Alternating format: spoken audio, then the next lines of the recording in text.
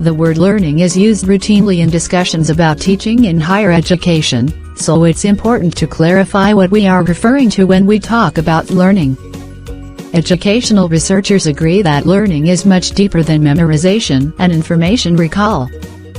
Deep and long-lasting learning involves understanding, relating ideas and making connections between prior and new knowledge, independent and critical thinking and ability to transfer knowledge to new and different contexts.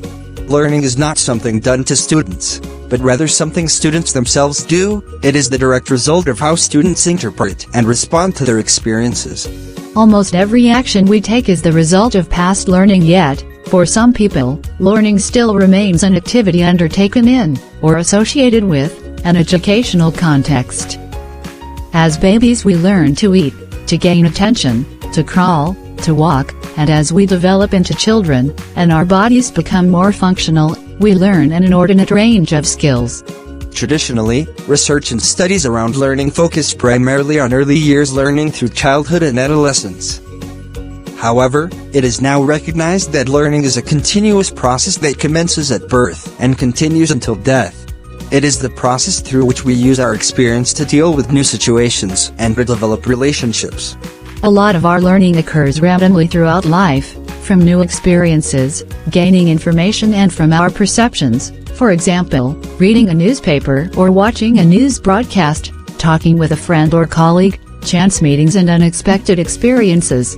Many experiences in life provide us with learning opportunities from which we can choose whether or not to learn. This type of experiential learning is in contrast to more formal approaches to learning such as training, mentoring, coaching and teaching, all of which have some type of structure in that they are planned learning involving a facilitator. Everyone has a dominant learning style depending on the situation.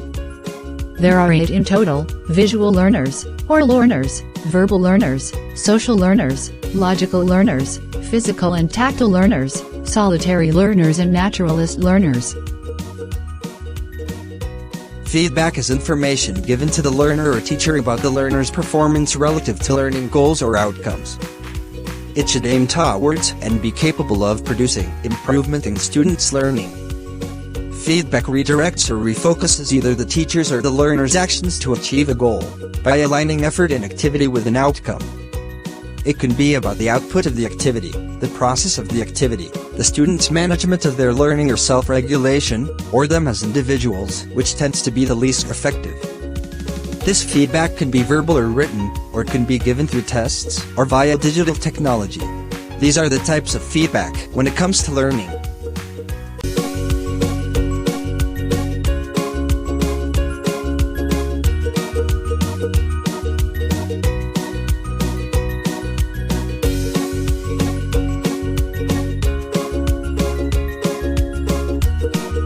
Thank you for watching this short report.